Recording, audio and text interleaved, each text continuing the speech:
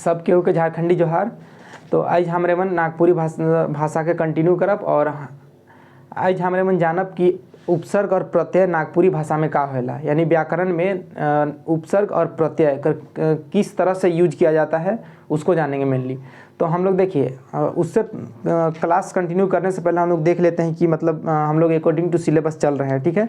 तो उसको आप लोगों को दिखा देते हैं कि उपसर्ग और प्रत्यय भी हम लोग का सिलेबस में है। आप लोगों को ना लगे कि ये अटरंडम पढ़ाया जा रहा है कुछ भी उठा के वैसा, इसलिए आप लोगों को दिखाना ज़रूरी है। देखिए ये नागपुरी भाषा का सिलेबस है पूरा, तो ये हम लोग का व्याकरण हो गया। देखिए उपसर्ग और प्रत्यय ये हम लोग का सिलेबस में है। उसके बाद समास है, उसके बाद अनेक शब्द के बदले एक शब्द, विलोम शब्द, समानार्थी शब्द, मुहावरे एवं कहावतें, ये सारा चीज़ है। तो आज हम लोग देख रहे हैं उपसर्ग और प्रत्यय। तो आप लोगों को अब कंफ्यूज तो नहीं होइएगा कि ये बंदा अटरंडम कुछ भी पढ़ा दे रहा है। आप लोगों को कुछ ऐसा नहीं पढ़ाया जा रहा है, ठीक है। जो सिलेबस में है उसको ही पढ़ाया जा रहा है और बेहतरीन तरीके से बताया जा रहा है, एकदम ठेठ में, ठीक है। तो देखिए ठेठ कहने का मतलब जो हम लोग नागपुरी में बात करते हैं वही ठेठ है। तो आज हमारे मन उपसर्ग और प्रत्यय के जानब।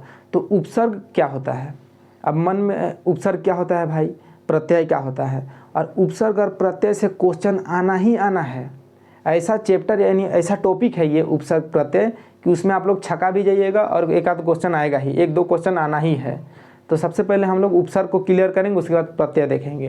तो देखिए उपसर्ग क्या होता है, कोई शब्द है, ठीक है, कोई शब्द है, अगर उस शब्द के आगे अगर हम लोग उस उपसर्ग को जोड़ दिए तो उससे बना शब्द उसको बोलते हैं पूर्ण रूप से उपसर्ग बोलते हैं। अब उस उपसर्ग को जोड़ने के बाद उस शब्द का एक तो स्वरूप चेंज होगा या उसका अर्थ चेंज होगा। तो इसमें यही डिफरेंस है, मतलब यही दो काम होता है उपसर्ग का। यानी उपसर्ग को जोड़ने से एक तो उसका जो हम लोग का उसका मीनिंग है वो अलग हो जाएगा और दूसरा उसका स्वरूप चेंज हो जाएगा और कुछ नहीं है। तो आप लोग समझ गए कि उपसर्ग क्या होता है। अब उपसर्ग में कुछ उपसर्ग है उसको आप लोगों को याद करना पड़ेगा और उसी के बेस पे आप लोग उसको जज कर सकेंगे कि उसमें कौन सा उपसर्ग है।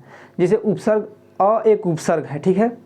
अ, अन, औ, अध, बिन, भैर, गैर, दर, सु, कु, स, ये सब हम लोग का उपसर्ग है। इसी तरह से आप लोगों को याद रखना है उपसर्ग को, और याद रखने बहुत इजी है। 4 से 5 बार कंटिन्यूअसली पढ़िए, पूरा उपसर्ग याद हो जाएगा। जैसे अ, औ, अध, अन, बिन, हर, गैर, दर, कु, सु, स, इस तरीक़ा से आप लोग पूरी तरह से उपसर्ग को याद कर सकते हैं, कोई दिक्कत नहीं है। और एग्ज़ाम में अभी का जो अभी बताएंगे उस तरीक़े से अगर आप लोग करिएगा तो यहाँ से क्वेश्चन छूटेगा ही नहीं, एकदम सही करके आइएगा। ये मेरा दावा है उपसर्ग में, ठीक है, उपसर्ग प्रत्यय में। अब बाकी तो बहुत सारा घुमा के पूछा जाता है, इसमें दावा इसलिए बोलते हैं क्योंकि ये आप लोग को पहचानना है, ठीक है, इसमें और कुछ नहीं है। तो हम लोग उपसर्ग को समझ गए, तो इसको पढ़ देते हैं ताकि आप लोग इसको पकड़ सके अच्छे से। देखिए उपसर्ग मन भाषा कर उ सार्थक यानी लघुतम खंड है कहें जे शब्द कर शुरू यानी स्टार्टिंग में जुट के नवा शब्द कर निर्माण या रचना करे ना, ठीक है। वही चीज़ को बोल रहा है कि मतलब उपसर्ग को जोड़ने से कोई नया शब्द यानी नवा शब्द बनता है, नवा यानी नया, ठीक है। शब्द का रचना होता है यानी निर्माण होता है, उसको बोलते हैं उपसर्ग। और हम लोग अगर दूसरा शब्द में देखें तो दूसरा शब्द में कहने का मतलब उसी को बोल रहा है। उस उपसर्ग को जोड़ने से एक तो शब्द का स्वरूप में परिवर्तन हो जाता है या उसका एक अलग अर्थ निकल के आता है, तो और कुछ नहीं है, ठीक है, उसी को उपसर्ग बोलते हैं। अब उपसर्ग आप लोग को बता दिए हैं कि औ, औ, अध, बिन, हम लोग का भैर, दर, गैर, कु, स, सु, ये सब हम लोग का उपसर्ग है। तो इससे बना शब्द को हम लोग आगे देखते हैं। देखिए ये अ हम लोग का एक उपसर्ग है, ये आप लोग देख पा रहे होंगे ये अ को, ये अ उपसर्ग है। अन, औ, अध, बिन, ये सारा उपसर्ग है और इधर भी जो है ये सब उपसर्ग है। अब इसी से हम लोग का ये शब्द बना है। देखिए पहले था ये नाथ, ये नाथ है, ठीक है। इस नाथ के आगे हम लोग अ उपसर्ग लगा दिए तो ये अनाथ हो गया। तो अब आप लोगों को दिख रहा है जो ये अ है ये एक उपसर्ग है। तो क्वेश्चन में पूछेगा कि अनाथ दे देगा और वगैरह वगैरह कुछ 4 गो दे देगा, ठीक है। उसमें से आप लोगों को पूछेगा कि इसमें नाथ में कौन सा उपसर्ग है, तो आप लोगों को झट से याद करना होगा कि हाँ भाई नागपुरी भाषा का व्याकरण में उपसर्ग कौन कौन है, कोई आप लोग याद कर रहे, मतलब आप लोग का माइंड में रहेगा, तो आप लोग इजी वे से आप लोग अनाथ में अ को उपसर्ग यानी टिक मार दीजिएगा कि हाँ अनाथ में अ जो है हम एक उपसर्ग है, तो आप लोग सही कर दीजिएगा इसी तरीक़ा से। तो देखिए अ से अनाथ, आकाम, अदेखला, अनपढ़ यानी अनाथ यानी ठीक है, बिन माँ का वाला हो गया अनाथ। आकाम यानी कोई भी चीज़ को अपसेंटी। अदेखला यानी कभी किसी चीज़ को नहीं देखा है उस टाइप का रिएक्ट करता है कोई व्यक्ति। अपढ़ यानी इलिटरेट यानी जो अनपढ़ होता है उसको अपढ़ बोला जाता है। तो देखिए अनाथ हम अप्रत्यय तो आप लोग समझ गए हैं।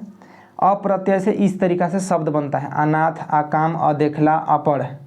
अब अन को देखते हैं, अनठेकान, अनगिनत, अनजान, अनबन। तो देखिए इस सब के आगे अन जुड़ा हुआ है, अन। तो जब भी आपको कोई भी शब्द के आगे, जब भी आपको नागपुरी भाषा में कोई भी शब्द हुआ है उसके आगे अगर ये सारा चीज़ मिल गया, अ, अन, औ, अध, बिन, भैर, गैर, दर, कु, स, सु, ऐसा अगर आपको मिल गया कोई भी शब्द है तो आँख मूंद के मार दीजिएगा कि यहाँ ये प्रत्यय है, ये वो प्रत्यय है, ठीक है। कि ये मतलब आप लोग जान जाइएगा ये सारा चीज़, लेकिन याद रहना पड़ेगा, करना पड़ेगा आप लोगों को। तो देखिए अन से हो गया, अनठेकान, अनगिनत, अनजान, अनबन। अब औ को देखते हैं, अवगुण, अवशेष। अब इसका मीनिंग सब आप लोगों को सब चीज़ को लिखा दिए हैं और बता भी दिए हैं। अवगुण यानी जो अवगुण एक मतलब कि होता है, अवगुण कहने का मतलब देखिए एक गुण होता है और एक अवगुण होता है, एक अच्छा गुण होता है, एक बुरा गुण होता है, मतलब एक बुरा सिद्धांत होता है तो उसको बोलते हैं अवगुण। अध, देखिए अध भी एक हम लोग का उपसर्ग है, तो अधमोरा, अधपका यानी अधमोरा यानी अभी वो पूरी तरह से मरा नहीं है। अब बिन, बिन एक प्रत्यय है, बिन, बिन मतलब और बिन का है उसका शब्द बना है, देखिए बिन मतलब और बिन का है, तो आप लोग इस सबको याद रखिएगा। हम लोग का देखिए 5 हो गया, अ, अन, औ, अध, बिन। अब देखते हैं भैर, भैर दिन, देखिए भैर से भैर दिन, भैर पेट, यहाँ देखिए ये जगह भैर है, तो आप लोग को याद रखना पड़ेगा ना। हम लोग का क्वेश्चन में दे देगा, जैसे भैर दिन दे दिया, भैर दिन क्वेश्चन में पूछ दिया कि भैर दिन में कौन सा प्रत्यय है, तो आप लोगों को याद रहेगा तब ना कि भैर एक प्रत्यय है नागपुरी भाषा का, सॉरी थोड़ा प्रत्यय बोल दिए, नागपुरी भाषा का एक उपसर्ग है, तब ना आप लोग उसको कि भैर दिन में भैर एक प्रत्यय है आप लोग उसको टिक करिएगा, नहीं तो आप लोग कुछ भी करके आ सकते हैं एग्जाम, ठीक है। नहीं इसको याद रखना बहुत ज़रूरी है। देखिए भैर हो गया, भैर दिन, भैर पेट। अब दर, दर से दर चीज़, दर को याद रखिएगा आप लोग। देखिए कोई भी चीज़ का रेट पूछते हैं, रेट का मतलब दर होता है। कोई भी आप लोग बाज़ार जाते हैं, कहीं भी जाते हैं तो पूछते हैं कि रेट क्या है, यानी दर। तो दर से देखिए दर मोरा, दर पोड़ा, दर पक्का, दर काचा, इस टाइप का अगर शब्द मिला तो इसमें जो आगे दर लगा है ये दर हम लोग का एक प्रत्यय है। अब गैर, गैर देखिए गैर से गैर कानूनी बना है, कानूनी के आगे गैर लगा दिया गया है। तो आप लोग जब भी गैर शब्द ऐसे पाएँ, कोई भी शब्द में सबसे शुरू में अगर गैर पाएँ तो गैर एक नागपुरी भाषा का उपसर्ग है। अब उसके बाद कु देखिए, कु से कुसंगति, कुबुद्धि। अब जब भी ये कु का अगर आप लोग शब्द के आगे कु पाए तो वो एक प्रत्यय हो गया, ठीक है। अब स देखिए, स से सहित बना है और सहज। अब इस शुरू में स है, इसमें भी स है। अगर क्वेश्चन आप लोग नागपुरी भाषा पढ़ रहे हैं भाई, ठीक है, तो नागपुरी में आप लोग को याद रखना ही पड़ेगा, कुछ ना कुछ याद रखना पड़ेगा, तब जाकर आप लोग क्वेश्चन को सोल्व कर पाइएगा, नहीं तो फिर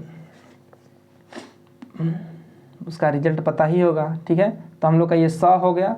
अब देखिए सु, सु से सुमति।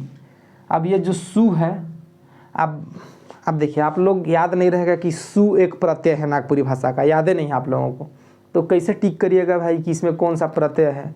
आप लोग को कुछ भी मार के आ सकते हैं ना तो इसलिए याद रखना है। तो उसके बाद देखिए ना, नापसंद, नालायक, नादान, सबके आगे ना है। नर यानी नर कंकाल, नर कंकाल यानी मानव का यानी मेल का कंकाल नर। अब बे एक उपसर्ग है, बेजान, बेफालतू, निर्बुधिया, निर्दोष, देखिए हर दिना, हर महीना, हर साल, अपमान, अपसंद, ये हम लोग का उपसर्ग है। तो हम लोग उपसर्ग को पूर्ण रूप से हम लोग देख लिए कि उपसर्ग नागपुरी में कितना होता है, क्या होता है, सारा चीज़ देख लिए हैं। अब आप लोगों को देखिए क्वेश्चन कैसे पूछा जाएगा। आप लोग को उपसर्ग भाई देखिए हिंदी का भी होगा, हम लोग का हिंदी का उपसर्ग है, संस्कृत का उपसर्ग है और नागपुरी का उपसर्ग है। आप लोगों को दे देगा क्वेश्चन में ये 3-4 उपसर्ग दे देगा, ठीक है, यानी 4 उपसर्ग दे देगा इस तरीक़ा से। Option A, B, C, D. अब पूछ देगा कि इनमें से नागपुरी भाषा का व्याकरण का उपसर्ग क्या है, कि इनमें से नागपुरी भाषा कर व्याकरण कर उपसर्ग का है के या के कहल जाएला उके यहाँ चारों में से कौन है के। तो आप लोगों को भाई उपसर्ग नागपुरी भाषा का याद रहेगा तब ना। यहाँ हिंदी का भी उपसर्ग दे देगा, संस्कृत का उपसर्ग दे देगा। अब 2 को संस्कृत का दे दिया, 1 नागपुरी का दे दिया, तो आप लोग को नागपुरी का उपसर्ग याद रहेगा तब ना कि इस उपसर्ग को आप लोग सिलेक्ट कर सकते हैं कि हाँ भाई ये हम लोग का एक उपसर्ग है। तो और एक क्वेश्चन हम लोग का उस टाइप का आएगा और एक इस टाइप का दे देगा, मतलब कि कोई शब्द देगा, उस शब्द में पूछ देगा कि इसमें कौन सा उपसर्ग है। तो आप लोग को ये उपसर्ग जो है हम लोग को याद रखना पड़ेगा आप लोगों को, तब जाकर ठीक होगा, नहीं तो उपसर्ग से जान जाइए क्वेश्चन कभी सही होगा ही नहीं। तो उसके बाद हम लोग देखते हैं प्रत्यय को। अब प्रत्यय जस्ट उसके उल्टा है, ठीक है, किसके उल्टा, उपसर्ग के उल्टा। देखिए उपसर्ग में कर रहे थे क्या कि कोई भी शब्द का आगे हम लोग उपसर्ग लगा रहे थे, ठीक है, और उसको लगाने से कोई शब्द का अर्थ चेंज हो जाता है और एक नया शब्द का निर्माण होता है। तो प्रत्यय में ठीक उल्टा होता है, यानी शब्द का पीछे लगाया जाता है प्रत्यय, ठीक है, कोई भी शब्द है उसका पीछे प्रत्यय लगाया जाता है, तब जाकर उसको हम लोग प्रत्यय बोलते हैं। तो हम लोग देखते हैं कि प्रत्यय क्या होता है, कैसे होता है।